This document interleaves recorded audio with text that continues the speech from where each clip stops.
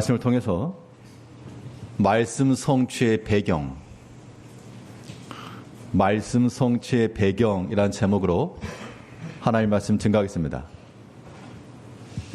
이 경제 혹은 과학, 각 분야에서 특별한 공로를 끼치게 되면 그런 사람들을 기리는 마음으로 상을 줍니다. 그 상을 노벨상 그렇게 말하는데요. 그 노벨상이 없는 그런 분야에 있어서는 또 다른 명칭의 상들이 있어서 그러한 내용들을 기립니다. 특별히 신문에 있어서 아주 중요한 사진을 게시했다거나 그런 사람에게 주는 상이 있는데 그걸 퓰리처상이라고 합니다. 어떤 사진 한 장 속에 일상적으로 볼 수 있는 그런 사람이고 모습인데 그것이 갖는 역사적 의미 혹은 사회적 중요성 그런 것을 판단해서 이것이 의미가 있다라고 여겨질 때 상을 주는 겁니다. 길거리에 서 있는 한 사람, 누구나 상상할 수 있는 평범한 사진이지만 이 탱크 앞에 서서 가로막고 있는 한 사람, 예전에 천안문 광장에서의 그런 사진 한 장, 그런 것들은 의미가 있죠. 어린아이가 무서워서 울면서 뛰어가는 장면, 평범한 사진이지만 그 뒷배경으로 폭탄에 떨어지고 있고 전쟁 중에 그 아비규환 속에서 두려워하며 뛰어가는 그 아이 사진이라 그러면 그것도 의미가 있는 겁니다. 결국 그 사건에 있어서의 역사적 의미, 그 사건의 중요성을 가르쳐주는 것은 그 사람 뒤에 있는 배경이 어떠한가 그 얘기입니다. 우리가 하나님 말씀에 대해서 마찬가지인데요. 우리가 하나님 말씀이 이루어지고 성취되어지는 그 배경에 우리가 주목을 해야 됩니다.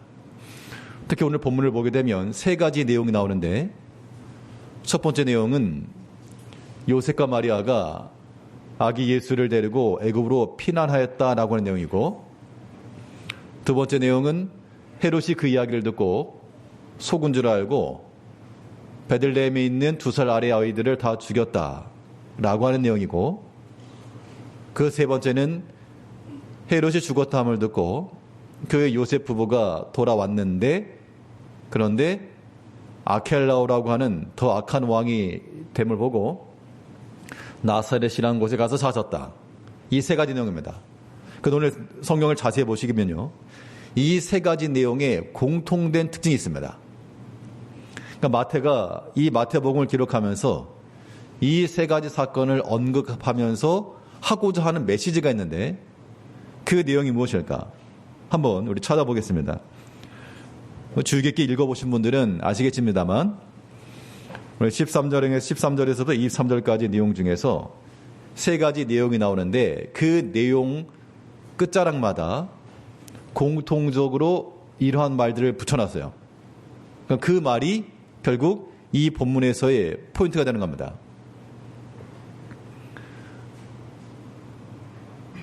예, 눈썰미가 있으신 분들은 금방 보셨겠습니다만 공통으로 나오는 말이 무엇입니까? 네? 예.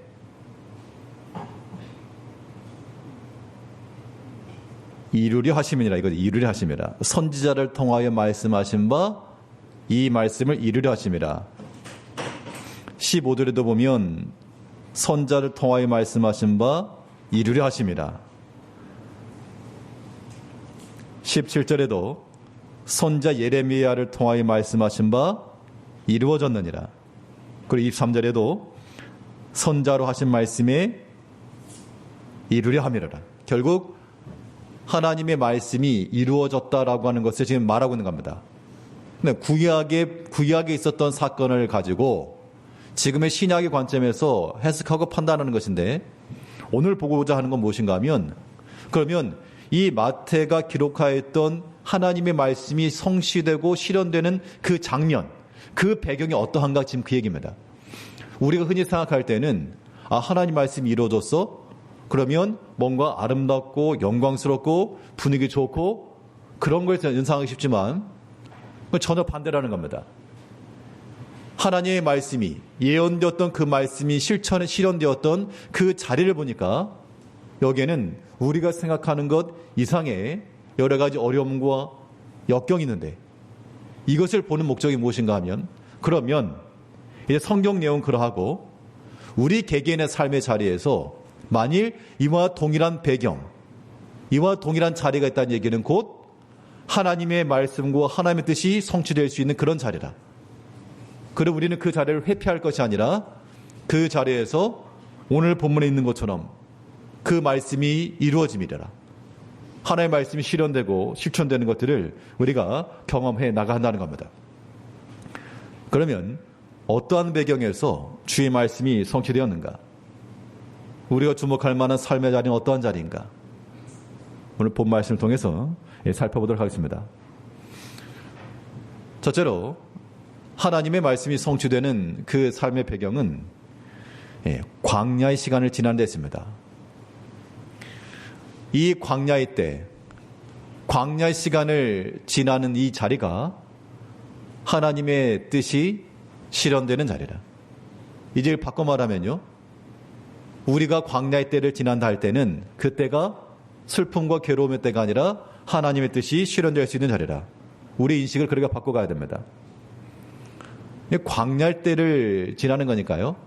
광야의 시간이라고 하는 것은 결국 거기에 필요한 건 다 하나입니다. 광야 가운데 할 것은 거기서 뭘 하겠습니까? 다른 거 없죠. 그 광야의 시간을 지낸다는 것은 우리에게 인내 때를 지낼 것을 요구하고 있는 것인데요. 오늘 본문 13절을 보시면 13절에서 아기와 그의 어머니를 데리고 애굽으로 피하여 내가 내게 이르기까지 거기 있으라 하시니. 자, 애굽으로 피하라. 그리고 내가 내게 이르기까지 거기 있으라. 자, 피한다라고 하는 것은 여기서 피한다라고 하는 것은 쉽게 말하면 도망가는 거, 도망가. 일단 도망쳐라. 도망가라. 우리 성도님들 개개인의 삶 가운데서 파란만장한 삶들을 다 사셨겠습니다만 어떤 일 때문에 혹시 도망쳐 본 일 있습니까? 피난, 도망. 물론 전쟁 중에 피난 이런 거 말고 어떤 관계에서 물론 전쟁 그것도 마찬가지지만요. 도망간다, 피한다. 그건 굉장히 즐겁고 아름다운 순간이 아니고 굉장히 절망적인 겁니다. 그 뒤가 어떻게 될지 알 수 없는, 그 다음이 상상되지 않는 그런 어려움이 되죠. 그런데 지금 이 요셉과 마리아에게 애굽으로 피하라. 언제일지도 모른다는 겁니다. 언제일지도 모르는데 그런데 여기에 딱 한 가지 단서는 내가 내게 이르기까지 거기 있으라.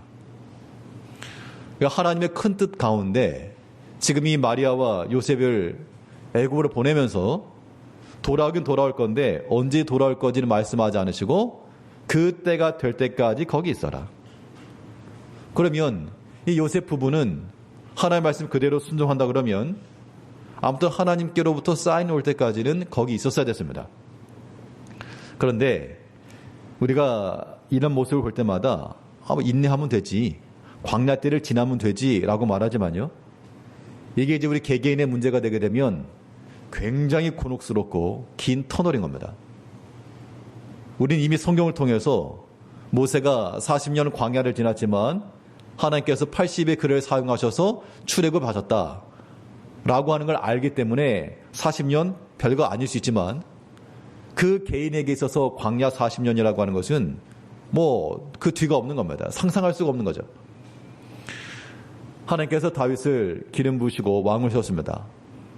그래서 당장 왕궁에 들어가지 못하고 광야로 들어갔죠.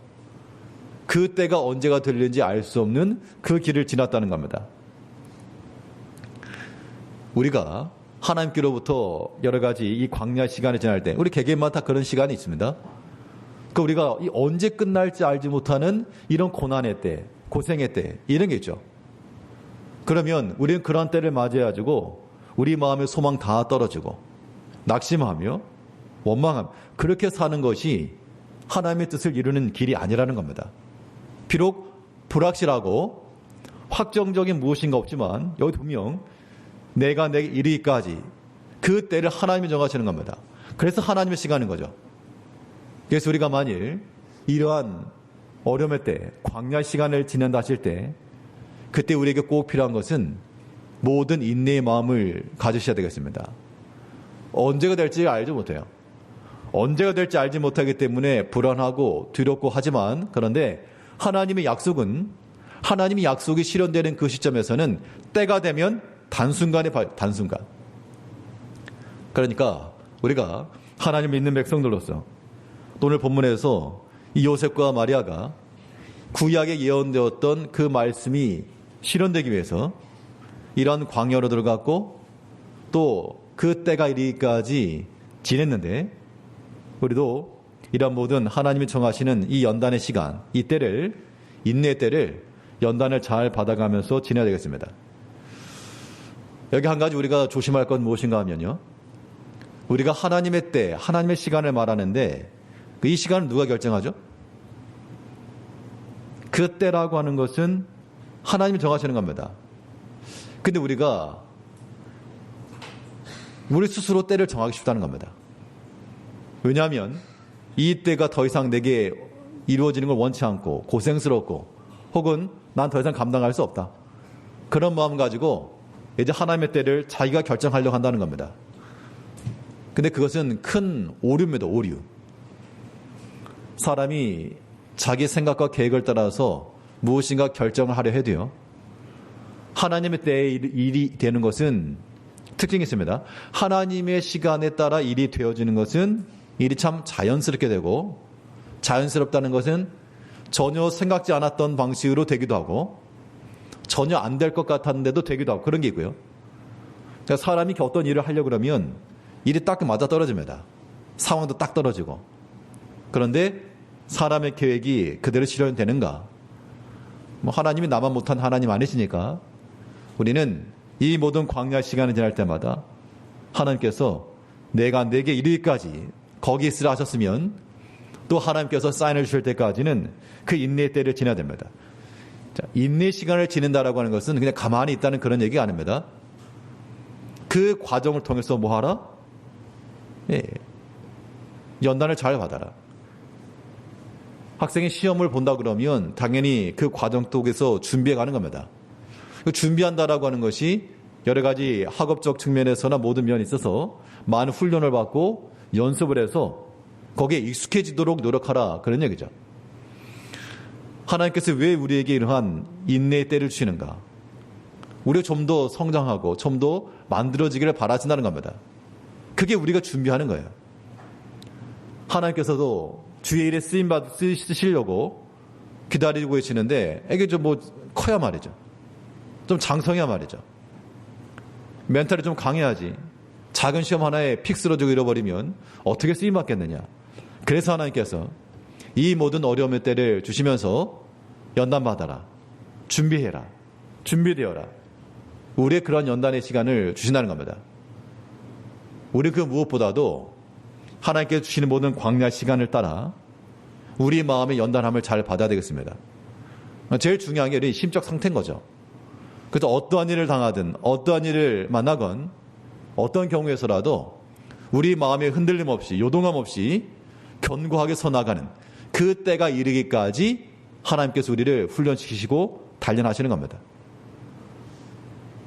준비도 안 되었는데 당장 도구를 내주면서 가서 환자 수술하거라, 이럴 수가 없고, 훈련도 받지 않았는데 총을 내주면서 싸우거라, 긴박한 상황 아니고서는 그렇게 할 수가 없는 겁니다. 하나님께서 우리에게 이 광야 시간, 기다림의 때, 연단의 때를 주신 것은 뭐하라고? 잘 연단받으라고, 말 그대로. 하나님께서는 우리 모든 것을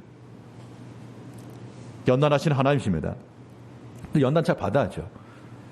잠언 17장 3절 말씀에서는 도가니는 은을, 풀무는 금을 연단하거니와 여호와는 마음을 연단하시느니라. 하다못해 우리가 쓰는 물질도 가치 있는 것을, 순수한 것을 만들어내려면 용광로 속에 집어넣어가지고 불순물 다 빼내고 순수한 것만 남겨놓고 그때라야 가치가 있는 겁니다. 하나님께서 우리로 하여금 여러 가지 일들을 만나기도 하시고 피하기도 하시고 어려움도 당하게 하시고 그렇게 하는 것은 우리 속에 있는 그런 불순물을 빼려고. 많이 빠진 것 같은데 여전히 안 빠져 있죠. 많이 빠진 것 같은데 아직도 굵은 것들이 남아있어가지고 여전히 안 빠져 있다. 하나님께서 그런 것들 다 부수고 부드럽게 해서 오직 주일에 쓰임받는 자 되도록 우리를 하여금 연단받게 하시는 겁니다.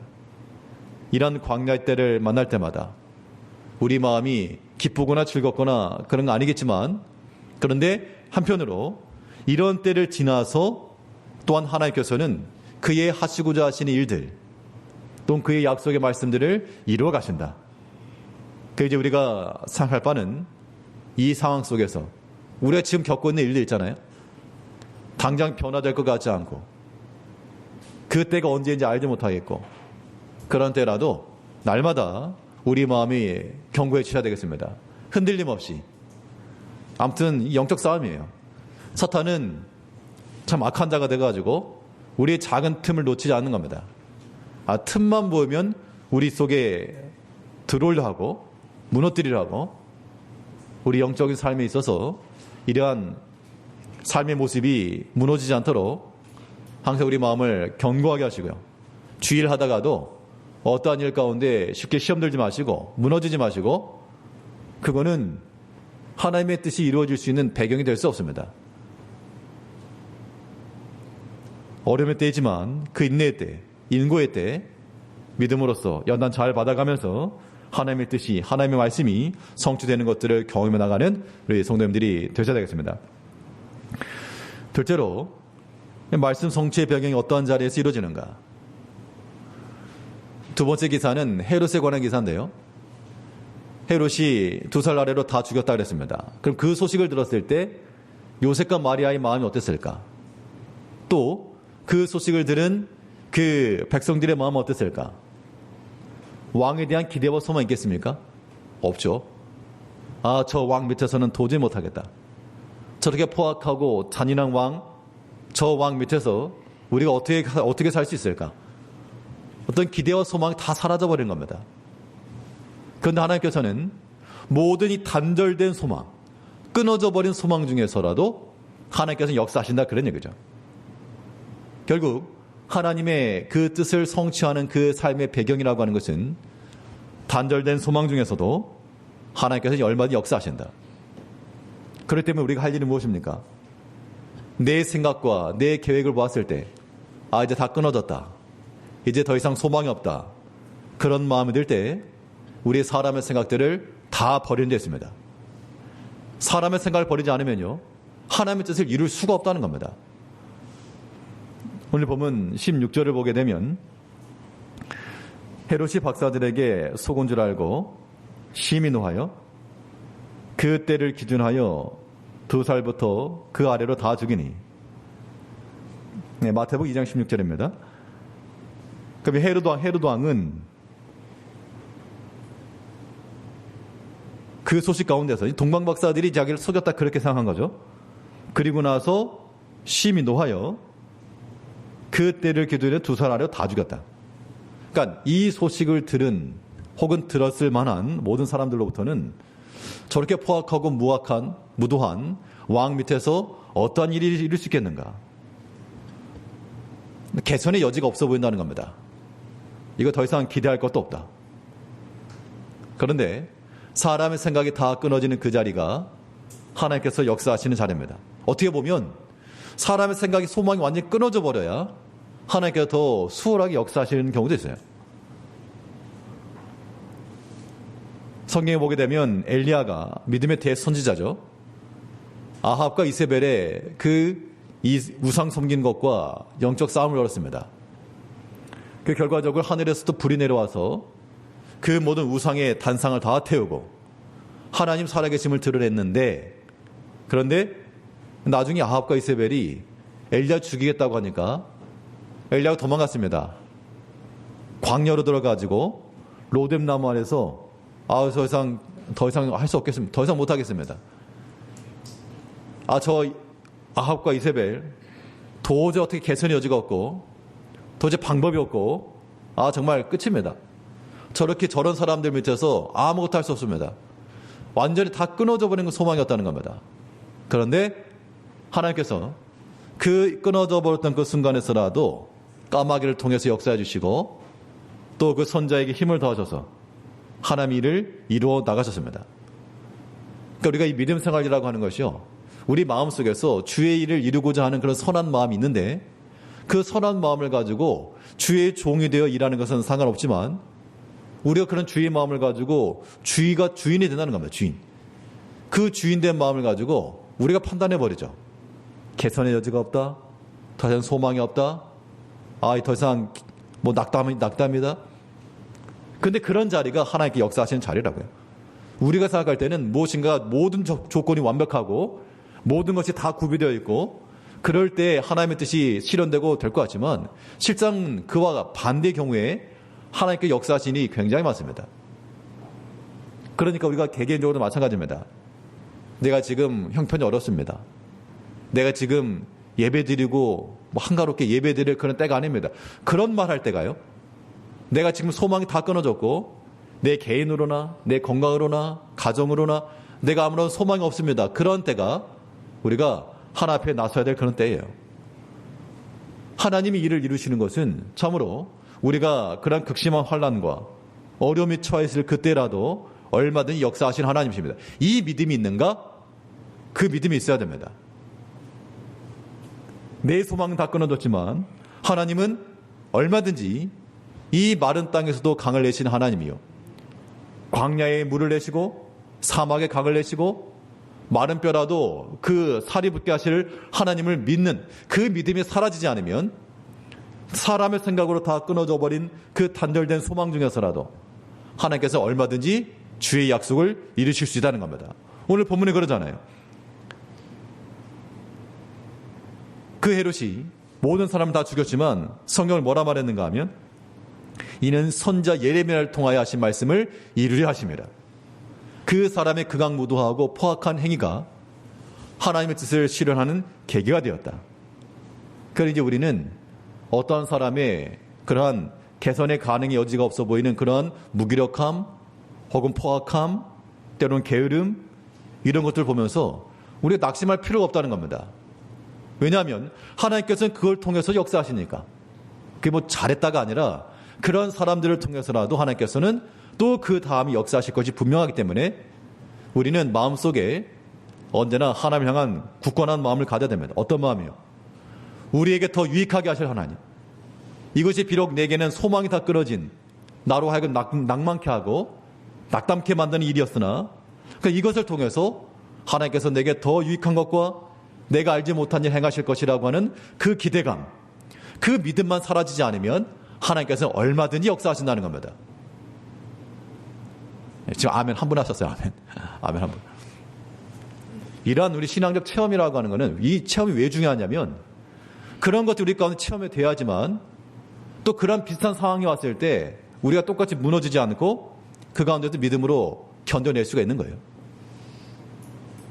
정말 나에게 길이 다 막혔고 한 발만 뒤로 가면 낭떠러지고 다 죽었는데 그런데 하나님께서 내가 전혀 예상치 못한 길로 인도하시고 도움 주시고 이런 것들 정말 우리 가운데 깨달음 있게 되면 그 하나님이 여전히 살아계시니까 우리가 현재 여러 가지 어려움이 있을지라도 하나님에 대한 그 믿음은 의심될 수가 없다는 겁니다. 성경은 뭘 말하는가 하면 도무지 생각할 수 없는 그 자리에 하나님은 역사하신다. 이사야 43장 20절 말씀에서 내가 광야의 물을 사막의 강들을 내어 내 백성 내 택한 자에게 마시게 할 것입니다. 광야에 물이 있을 리가 없잖아요. 사막의 강을 어떻게 만듭니까? 지금이야 여러 개 건축 기자재들을 통해서 만든다 하지만 광야는 버린 땅, 사막은 살 수 없는 땅. 그런데 하나님께서 사람들이 생각할 수 없는 그 자리에 광야의 물을 내시고 사막의 강들을 내어 내 백성 내 택한 자에게 마시게 할 것입니다. 그러면 다른 사람 모를지라도 하나님의 백성된 자들, 내 백성, 내 자녀들은 비록 광야일지라도 물을 주시고 광야일지라도 강을 내시는 그 하나님을 의심치 말고 우리 굳게 믿어야 한다는 겁니다. 이건 우리가 다 아멘이 돼야 돼요. 내 인생의 삶 가운데서 참으로 내가 감당할 수 없는 그 어려운 가운데 다른 사람 모를지라도 하나님께서 내 백성에게 마시게 하시겠다. 내 택한 자에게 마시게 하시겠다. 그러면 하나님을 나의 아버지로 나의 주인으로 모시는 백성들마다 그때마다 우리는 예 믿습니다. 믿습니다. 비록 내 앞에는 광야와도 같고 사막과도 같지만 하나님께서 여기에 물을 내시고 강을 내셔서 이것으로 내게 마시게 하실 걸 내가 믿습니다. 그런 믿음이 우리 가운데 있을 때 그때 하나님의 말씀이 성취가 튀어나간다는 겁니다. 예수님의 그런 비유가 말씀 가운데 너희 저기 공중의 새를 봐라. 들의 풀들을 좀 봐라. 저거 누가 먹이고 저거 누가 입히시느냐. 우리는 자연 법칙을 따라 행한다고 생각하시지만 성경에서 말하기를 하나님이 입히신다. 하나님이 먹이신다. 우리가 개인적인 삶도 마찬가지입니다. 우리의 경제적 활동을 하고 또 우리가 개인의 힘을 가지고 살지만 하나님께서 말씀하신 것은 하나님이 먹이시는 것이고 하나님이 입히시는 것이고 하나님이 지도하신다. 우리가 이러한 생각을 잃어버리면요. 그 자기 인생, 내 인생 사는 겁니다. 그것도 바꿔야 됩니다. 하나님은 나를 먹이시고 나를 지도하시고 나를 또 인도하신다. 그래 이런 믿음 속에서 비록 극심한 환란이요. 소망이 다 끊어져 버린 그럴 때라도 하나님에 대한 소망줄은 여전히 있다는 겁니다. 그러니까 지금 상황이 심히 어렵고 고달프시더라도 우린 기다리셔야 됩니다. 하나님께서 요셉과 그 마리아 부부에게 기다려라. 하나님이 지시하신 때가 이를 때까지. 예수님께서도 때가 참에 여인의 몸을 통해 이 땅 오시다 그러죠. 그때까지는 다 기다리신 겁니다. 오직 한 가지만 믿고 하나님은 능력의 하나님이시오. 또한 생명의 하나님이시오. 비록 소망이 다 끊어진 그 자리에서라도 무엇을 하실 수 있는 길을 낼 수 있는. 우리가 길이 막혔다고 해가지고 우리가 낙담하거나 포기할 게 아니라는 겁니다. 우리가 생각하는 것이 심히 고달프더라도 우리는 하나님께는 얼마든지 새로움을 주실 수 있는 능력이 있으시다. 이런 마음을 가지고 사람의 생각과 소망은 끊어질지라도 하나님을 향한 그런 기대와 그 소망은 끊어지지 않는 이런 말씀의 성취가 되는 이 배경과 이러한 자리, 하나님 소망의 자리를 놓치지 않고 이 자리에서는 성도님들이 되셔야 되겠습니다. 셋째로, 세 번째 내용은 이 요셉 부부가 이제 이스라엘 돌아왔습니다. 유대 땅으로 돌아가려 했는데 예상치 않게 일이 틀어진 겁니다. 즉 그들은 이제 때가 되어서 애굽에서의 그 인고의 시간을 지내고 이제 때가 되었다 하고 기쁜 마음으로 돌아왔는데 웬걸 더 큰 어려움에 도사리고 있어서 전혀 예상치도 않았던 나사렛이라는 동네에 들어가게 됩니다. 계획이 틀어졌죠. 자기 계획이 깨졌습니다. 물거품으로 돌아가 버렸습니다. 그동안 여러 차례 수년 동안 기다려서 이제 막 왔는데 그것이 시작되기도 전에 물거품처럼 사라져버린 거죠. 그런데 이렇게 수포로 돌아간 계획마저도 하나님께서는 자신의 일을 이루시는 하나의 배경으로 쓰신다는 겁니다. 우리 어떤 일을 이루고자 할 때 계획이 틀어지잖아요. 그럼 보통 어떤 마음입니까? 제발 하려고 그랬어요.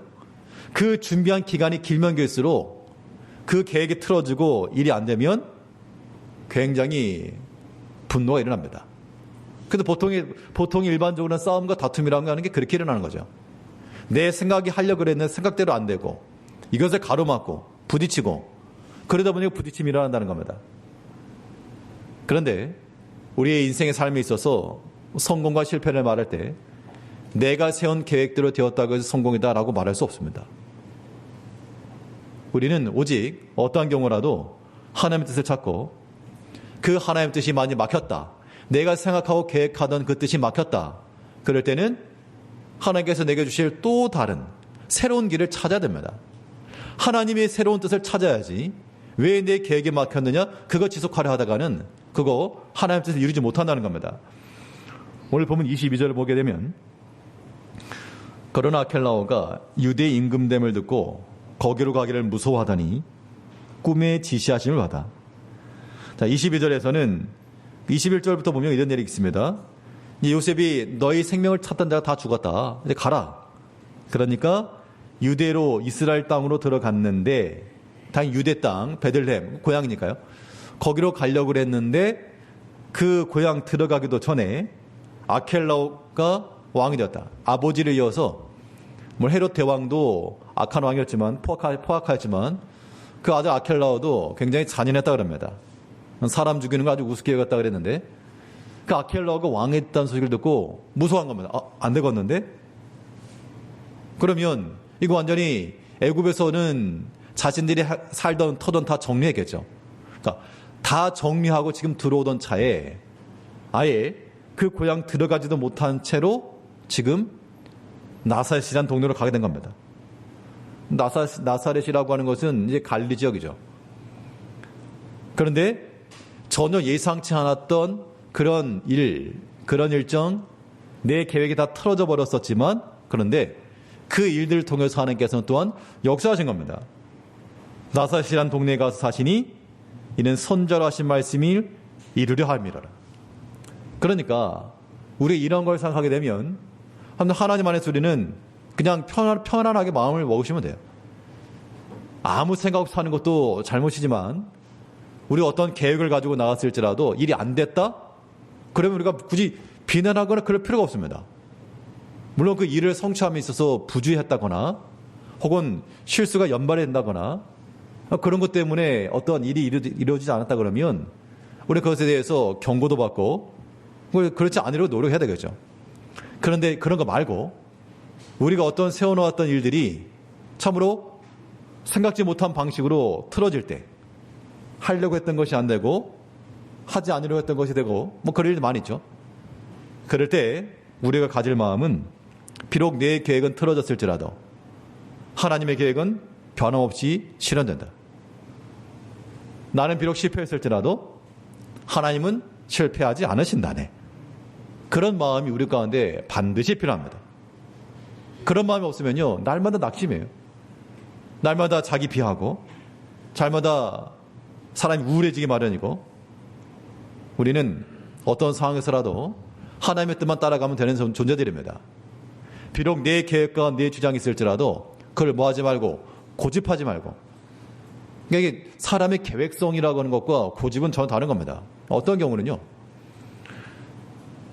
자기 자신이 세운 것을, 그 계획을 무조건 관찰해야 되기 때문에 계속 인간적 자기 주장하는 경우도 있습니다. 그런 것들은 정말 안 좋은 겁니다. 계획을 돌이키고 수정한다고 해서 자기가 어떤 평판이 낮아지거나 그러기 절대 아닌데, 우리가 무슨 자기를 하는 게 아니니까요. 언제나 사람의 마음을 가지고 인간적 자존심 가지고 그렇게 내세우지 마시고, 우리는 다 남들보다 낮은 자들이니까, 남이 나보다 낫다 그랬으니까 바꿔 말하면 우리는 더 낫지 못한 자들, 낮은 자들. 그럼 당연히 우리 생각을 내려놓더라도 부끄러울 거 없는 겁니다. 낮은 자가 내려놨으니까. 우리는 어떤 일 가운데서라도 자기 고집하지 말고, 왜냐하면 하나님의 뜻이 어디 있을지 알지 모르니까.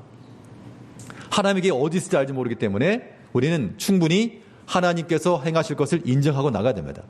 내 계획은 그래야 했을지라도 이것이 반대를 만났다, 좌초되었다, 틀어졌다, 오케이. 그러면 하나님의 또 다른 뜻이 어디겠는가? 빨리 찾아나가는 것이 지혜이지, 날마다 페인처럼 옛날 일 생각하고 있으면 그건 이로움이 될 수 없습니다. 자기 계획을, 자기 생각을 고집하지 않는 것도 하나님 뜻을 실천해 나가는 좋은 배경이 되는 겁니다. 우리가 잘 아는 것처럼 바울이 그 고향으로 돌아가 복음 전환을 했을 때 하나님이 막았습니다. 그때 빌립보 지역에서 한 사람이, 마게도냐 사람이 손짓하여 부르는 것을 보고 뭐라 그랬습니까? 하나님께서 이제 이렇게 길을 인도하시는구나 라고 그걸 인정했다라고 말하고 있죠.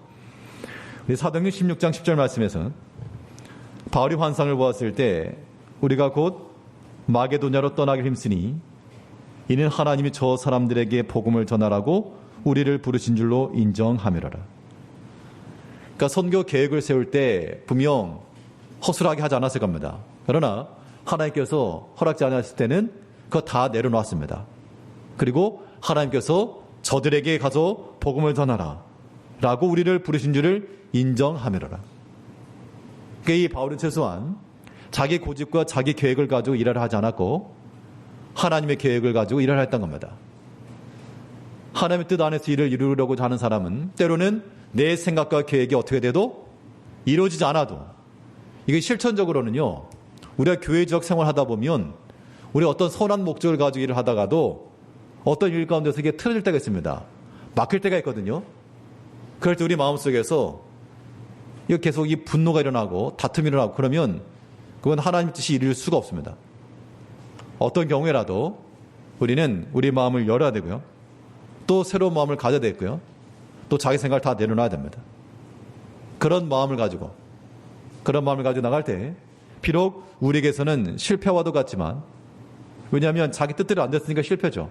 그러나 나의 실패가 하나님의 또 다른 계획의 시작이라고 하는 것들을 항상 생각하시면서 이런 마음을 가지면 편하잖아요.